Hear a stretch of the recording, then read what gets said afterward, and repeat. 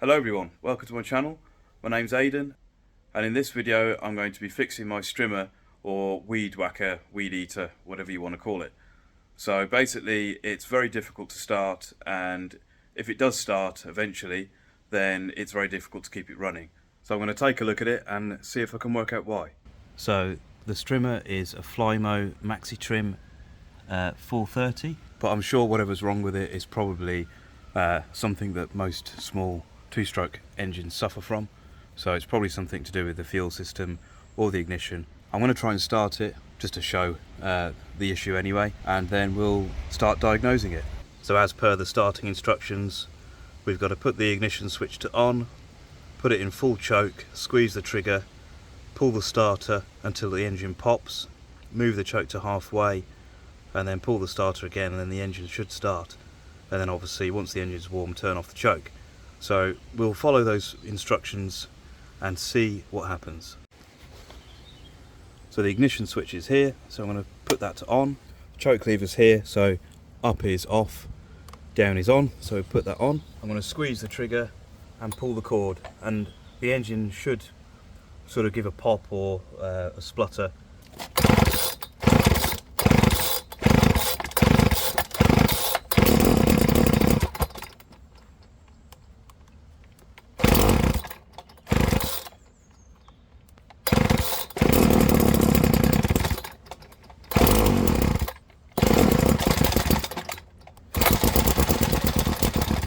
Alright, so as you can see, I can't get it to run consistently.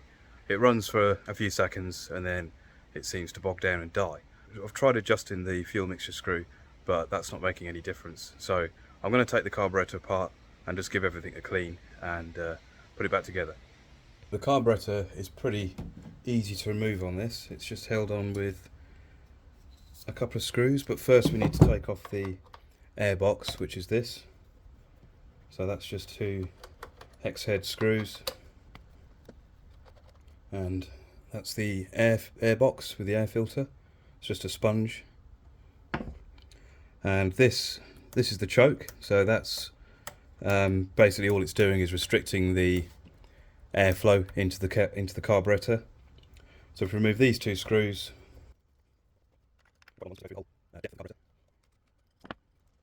so that's the, I guess, rear airbox plate and choke. So put that to one side, and here's our little carburettor. Now there's a throttle cable on this side, so I'm just going to try and unhook that. Okay, and now the carburettor's just held on with its fuel line. So I'm going to leave the fuel line. Actually, I will. Yeah, I'll take the fuel line off and try and keep it upright so that the fuel doesn't spill out. Okay, I'm going to put something in the end of the fuel line there just to block the fuel off, so just bear with me while I find something. Okay, so I just found a drill bit. It was the most available thing that was the right sort of size, so that should stop the fuel from dribbling out. Okay, so I'm going to put this on the floor now, and we'll focus on the carburettor. Okay, so it's a pretty simple carburettor. We've got our throttle with the butterfly valve inside there. Yeah, there's not really much else to it. There is a mixture adjustment screw here and an idle speed adjustment screw here. So to take it apart, we've got a big screw here, and we've got some screws here, which I believe underneath there's a diaphragm. So I'm going to start at the top, so we'll take this off. Now when you're working with the carburettor or something like this, you want to try and avoid getting debris in there.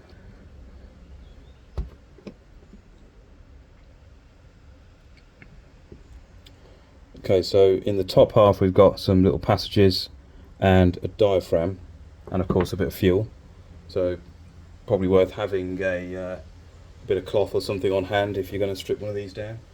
Okay, so I've just got an old baking tray and some kitchen roll just to protect my workbench and try and soak up any spills. So I think this diaphragm may be our culprit. If you've watched my lawnmower carburettor rebuild, you'll see that obviously changing the diaphragm solved the issues for that. So might be a similar story here.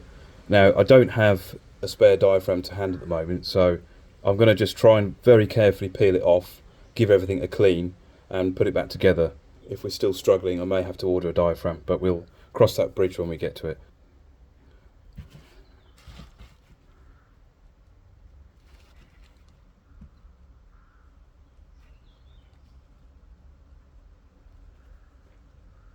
So I'm just very carefully peeling this off.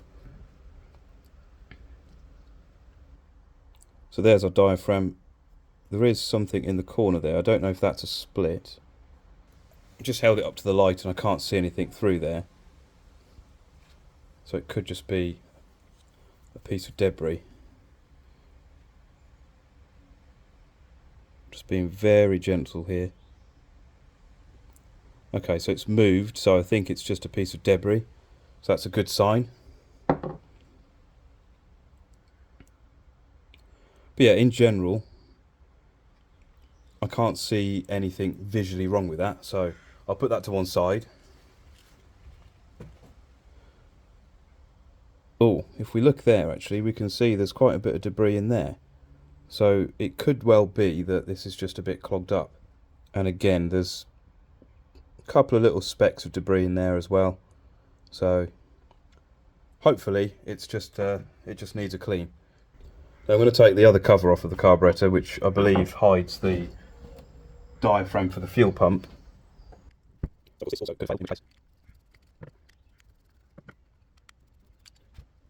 Now of course it's possible that this has failed, in which case again I'll have to order a new one and won't be able to use it today, but it is what it is.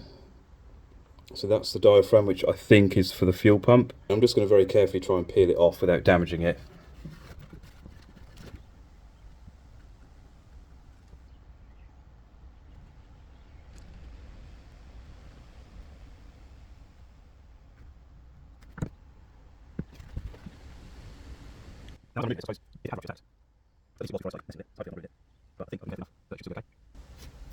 So there's our diaphragm. So I'm going to carefully put that to one side. And now we can see the other side of the carburettor.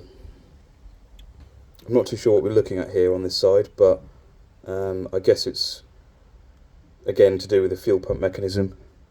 So I believe that the fuel pump is probably driven by a port somewhere.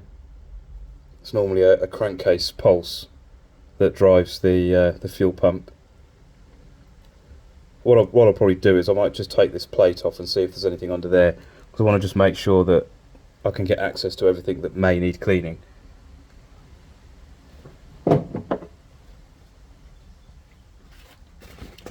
Again, I'm just going to clean my screwdriver before I disassemble it, because I don't want to introduce any more debris than there already is.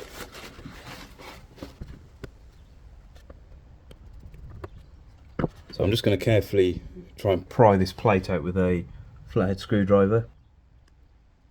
So yeah, there's a little gasket there, which looks like it still should be okay. And inside here we've got some channels, which looks like there is some debris in there. So I think hopefully we're getting towards the root cause of the problem. Yeah, so I think what I might do next is get my carb cleaner and just give everything in there a bit of a spray. So I'm first just going to wipe some of this debris that's around the edge. I'm going to wipe it outwards. Most of that's not moving, so it's probably just residue from the gasket. So I'm just using some of this air intake and carburetor cleaner. It's specifically for petrol. I think it is pretty much petrol and some kind of solvent in a can. So first I'm going to spray some into the fuel inlet and just to see what happens. Now I would advise putting some goggles on here, because of course you don't know where carburetor cleaner may spray out, and obviously you don't want to get that in your eyes.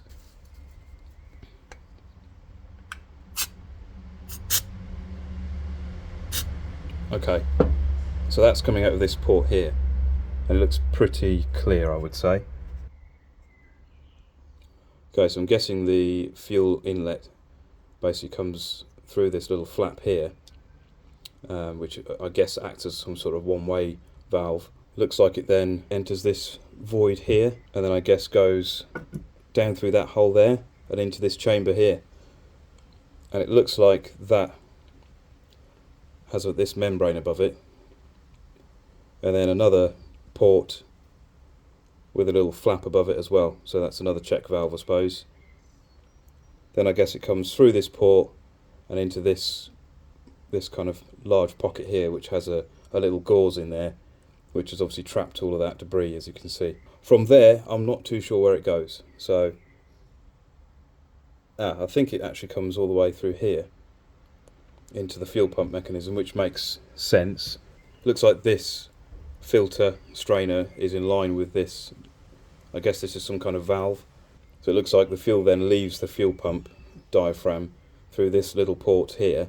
Looks like the fuel has a couple of different ways of then entering the carburetor. So into this channel here, then through into this one, and it looks like there's some, I guess, jets there and also there. So I guess that's then how it enters the actual airstream into the engine. So we've got a little port there, and there's another port there, it looks like, and then I guess that one there is probably what's driving the fuel pump. Not entirely sure, but anyway, I'm going to try and give this a clean as best I can. So I'm going to spray the carb cleaner into the various little openings.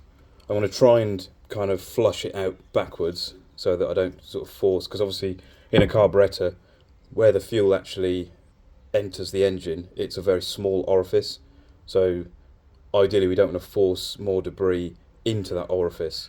So I'm going to try and go the opposite way, if that makes sense, and flush everything out. Just grabbed a little takeaway container to catch the carburetor cleaner.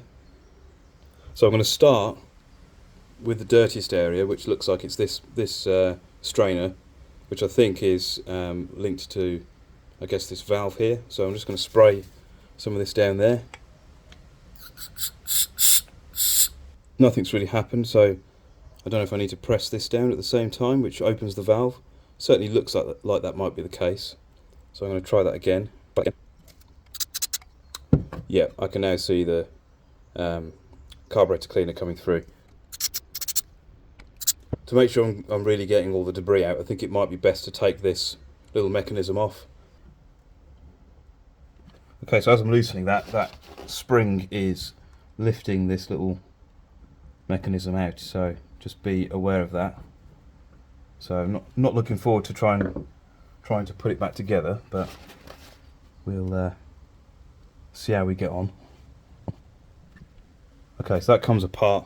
So you've got like a little rocker, the spring, and a shaft.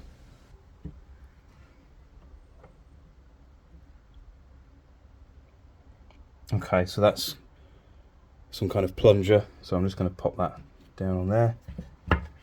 Now we've got much better access to that section of the carburetor, so I'm now going to switch back to spraying through with the carb cleaner. So it's looking clearer in there now. So I think the worst of it's been flushed out, but I'm going to keep going. I want to just blast it out from this side as well, just to try and get rid of the rest of the debris in there.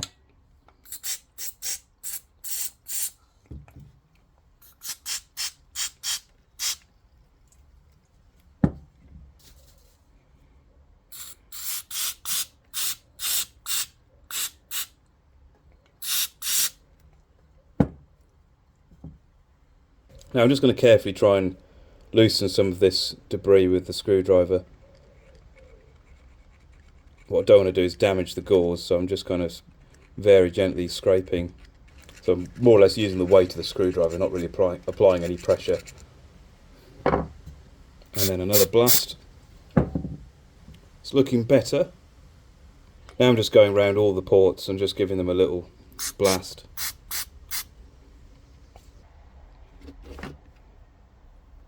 Okay, so I think I'm just going to partially reassemble the carburetor.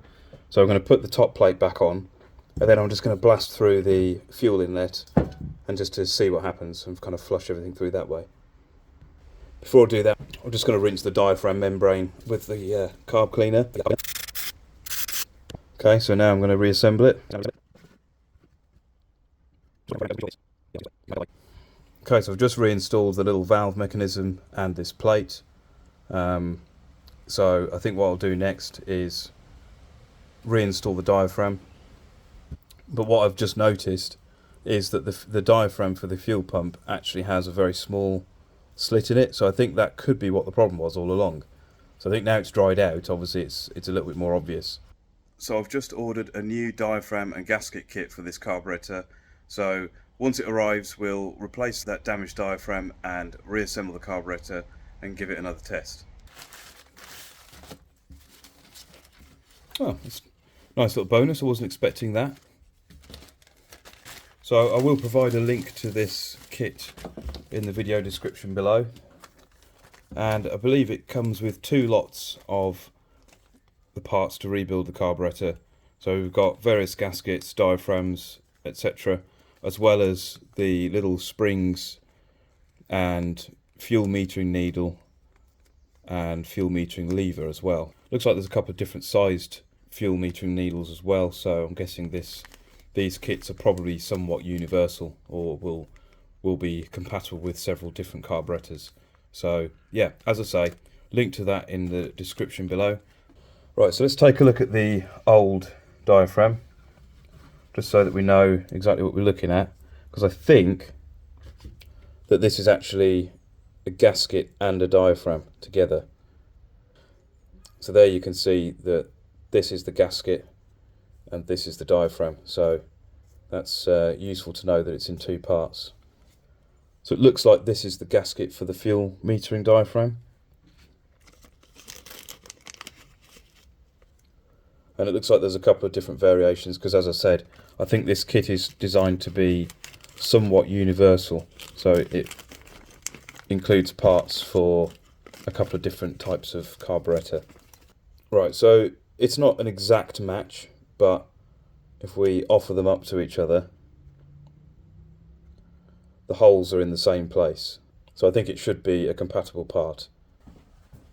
Okay, so the gasket goes on first, so I'm just going to place that on the 2 little location pins, and then we take our diaphragm and place that on top. Again, just sitting it on the 2 location pins just to make sure it's held in the right position. And then finally we just place the little metal cover on top of that.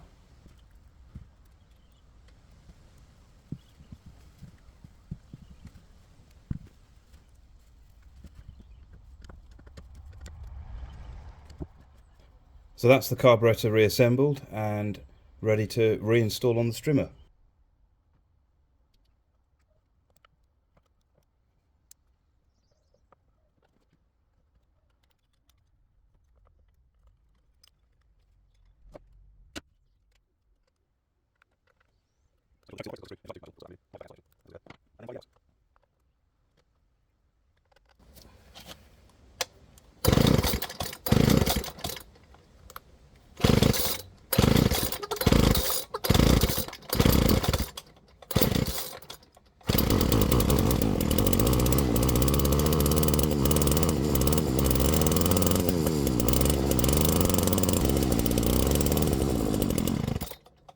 Okay, so now I've got it started, so that's a good sign. But it smells and sounds like it's running a bit rich, so I'm just going to start leaning out the fuel mixture. I'm going to start it up again, and then I'm going to adjust on the fly.